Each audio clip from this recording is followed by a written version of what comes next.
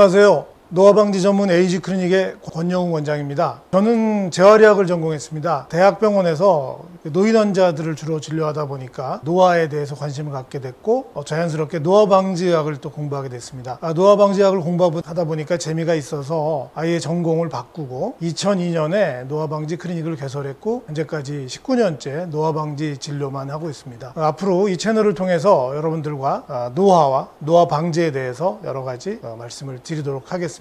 오늘은 그 첫 시간으로 서론격으로 노화 방지 의학이란 무엇인가에 대해서 말씀을 드리겠습니다. 자, 노화 방지를 하겠다. 그러면 노화를 막겠다는 건데요. 노화를 막을 수가 있나요? 노화를 완전히 막는 거는 불가능합니다. 그건 누구나 우리가 알고 있는 사실이죠. 그러면 뭘 하겠다는 거냐? 노화의 진행 속도를 늦추겠다는 겁니다. 노화가 자기 관리하기 따라 어떻게 치료하느냐에 따라서 노화가 빨리 진행하기도 하고 천천히 진행하기도 하기 때문이죠. 또 하나는 노화의 증상, 우리가 노쇠라고 하죠. 나이가 들어서 쇠약해지는 것을 노쇠라고 하는데, 노쇠, 꼭 나이가 들었다고 해서 근력이 떨어지고 힘이 없고 여러 가지 기능이 떨어질 필요는 없습니다. 관리를 잘 하면은 얼마든지 80에도 활발한 생활을 할 수가 있거든요. 활력이 넘치고 여러 가지 기능적으로 뇌 기능이나 성 기능도 정상적으로 유지가 될 수가 있습니다. 그래서 노화의 증상을 치료하겠다 하는 노화방지학의 목표입니다.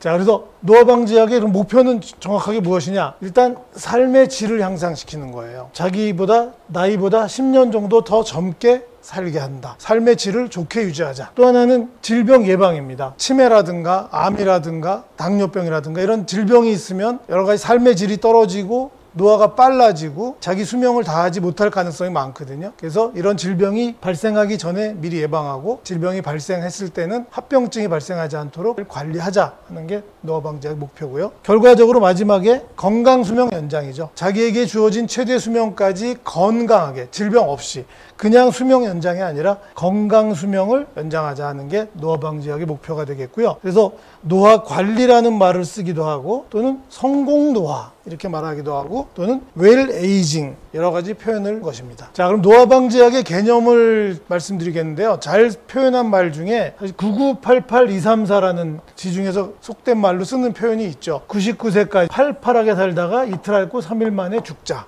사실 요즘은 이것도 좀 불만이죠. 이게 벌써 한 20, 30년 전의 개념이지 최근에는 뭐 100살까지 살아가지고는 좀 불만이다 이런 분들도 많이 있죠. 여기서 중요한 거는 이제 팔팔하게 산다는 거죠. 그래서 우리가 젊었을 때 기능이 100%로 잘 유지되고 있다가 나이가 들면 조금씩 기능이 떨어지겠지만 가장 이상적인 기능을 계속 잘 유지하다가 120이던 자기에게 주어진 최대 수명까지 살다가 노화방지학의 목표가 되겠는데, 사실은 일반적으로는 어떻습니까? 30, 40대가 되면은 벌써 기능이 떨어지기 시작하고요. 그리고 이제 50, 60이 넘어가면 노화가 급격히 진행돼서 기능이 떨어진 채로 20, 30년 살다가 죽는 게 일반적인 노화죠. 하지만 노화방지학에서는 이런 일반적인 노화를 따르지 말고 우리 젊었을 때는 아직 괜찮을 때는 본인의 건강을 잘 유지하고 노화를 잘 관리해서 좋아지게 만든 다음에 그걸 오래 끌어주자. 또 이미 노화가 진행된 60대, 70대들은 치료를 통해서 좋아지게 하고 이것을 또 역시 잘 유지하도록 하자. 그래서 자기에게 주어진 수명 110세든 100세든 되도록이면 이렇게 직사각형에 가깝게 살다가 죽자. 삼각형이 아니라 기능이 쭉쭉 떨어지는 게 아니라 기능을 오래 잘 유지하다가 팔팔하게 살다가 죽도록 하자 하는 게 노화방지학의 개념입니다. 그럼 노화방지 치료에는 어떤 거 있을까요? 보통 우리가 이제 제가 노화방지 치료를 한다, 노화방지 의사다 그러면은 저 피부과 하세요? 성형외과를 하십니까? 이렇게 물어봅니다. 왜냐하면은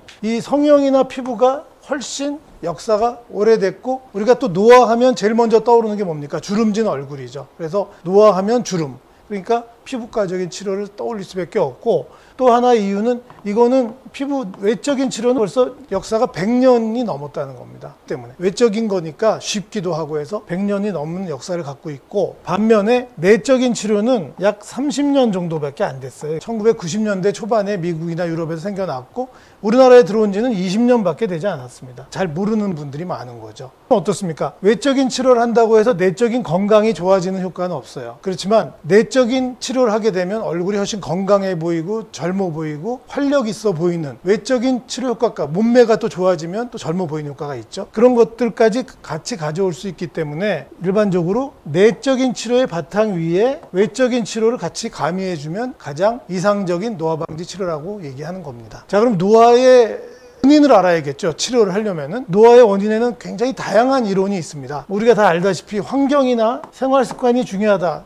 누구나 느끼고 있는 거죠. 또 장내 미생물의 분포가 어떤 유익균이 많으냐 유해균이 많으냐에 따라서 질병 발생이나 노화가 달라집니다. 활성산소가 질병의 원인이라는 것도 잘 알고 있죠. 또 가장 중요한 것 중에 하나가 호르몬의 분비가 원활하게 잘 이루어지느냐 또 균형이 잘 맞느냐에 따라서 어떤 사람은 빨리 늙기도 하고 또 건강을 오래 유지할 수도 있습니다. 유전자가 중요하다는 것도 알고 있죠. 장수 집안도 있고요. 그런 유전자의 조절을 어떻게 하느냐에 따라서 노화가 빨라지기도 하고 또 느려지기도 하고 또 줄기세포도 중요한 부분 중에 하나죠. 이런 것들을 모두 잘 아우러서 서로 상호작용을 하는 것들을 어떻게 파악해서 치료하느냐에 따라서 노화가 빨라지기도 하고 항노화가 되기도 하는 겁니다. 그래서 이런 노화의 여러 가지 이론에 따른 치료법들이 한 30년 동안 계속 발달해 온 겁니다. 그 중에서 가장 중요한 건 역시 호르몬 균형요법이죠. 가장 중요한 요소이기 때문에 어떻게 호르몬의 균형을 가져가고 부족한 호르몬을 보충하느냐에 따라서 노화가 느려지기도 하고 이미 노화된 사람도 다시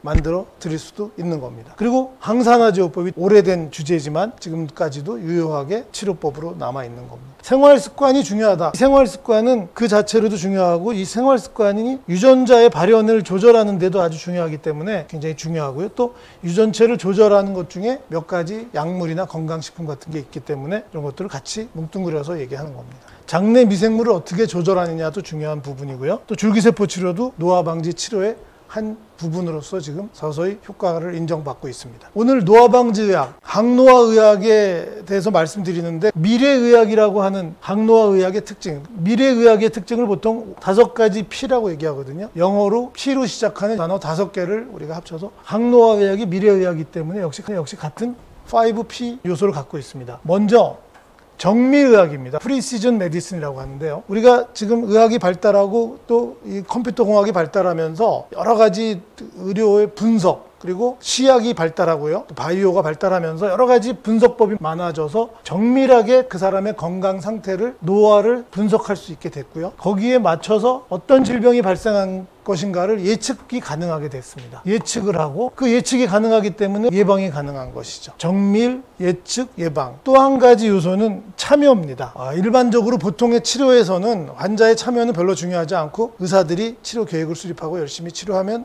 낫는 거죠. 그렇지만 노화는 생활습관, 운동 이런 것들이 굉장히 중요하기 때문에 아무리 좋은 치료를 해도 환자분이 운동 안 하고 나쁜 거 먹으면 좋아질 수가 없는 거거든요. 그래서 환자의 참여도 굉장히 중요하다 이렇게 얘기를 합니다. 결과적으로 이런 것들 요소들을 모아서 노화방지의학에서 가장 중요한 거는 개인별 맞춤의학이라는 겁니다. 모든 사람에게 똑같은 치료를 적용하는 것이 아니라 그 사람의 여러 가지 요소를 다 분석하고 예측한 다음에 맞는 치료 프로그램을 만들어서 개인별로 일일이 맞춤 처방을 내리고 거기에 맞게 치료하는 것입니다.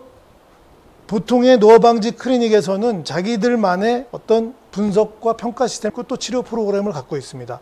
저희 에이지 클리닉 마찬가지고요. 여러 가지 검사, 이런 검사들을 다 하는 건 아니고요. 사람에 따라, 그 사람의 가족력, 병력, 현재 건강 상태에 따라서 몇 가지 검사를 시행하고 결과를 분석하고 평가한 다음에 치료 계획을 수립을 합니다. 치료 계획에 따라서 어떤 호르몬을 쓸 것인가, 또 어떤 항산화제마다 종류가 수십 가지가 있으니까 어떤 항산화제, 어떤 영양제를 어떻게 투여할 것인가, 유기세포나 면역세포 치료가 과연 필요할 것인가, 장내 미생물의 균형을 잡아주는 유산균 치료는 어떻게 할 것인가, 생활 습관에 문제가 있는 것은 없는지 이런 것들도 분석하고요. 그 다음에 최근에 나온 건데 몇 가지 약물요법들이 있죠. NMN이라든가 메폴민 이런 것들이 노화를 지연시켜주고 치료할 수도 있다. 지금 그런 가능성까지 제기되고 있는 몇 가지 후보 약물들이 있거든요. 그런 것들을 또 도입을 할 것인가 이런 것들을 결정해서 그 사람만의 개인별 맞춤 처방을 만드는 겁니다. 처방을 만들어서 이걸 끝이 아니라 계속 치료를 해 나가다 보면 다시 한번 또 분석이 필요하죠. 이 치료가 잘 되고 부작용은 없는지 다시 분석하고 또 치료 계획을 다시 수정할 수도 있고 계속 유지할 수도 있고요. 다시 분석 치료 과정을 반복하는 것입니다. 치료에 나가다 보면은 새로운 치료법이 또 소개되기도 하고 여러 가지 논문이 발표되면 또 거기에 맞는 새로운 치료를 또 다시 적용하고 평가하고 이렇게 하는 것이 일반적인 노화 방지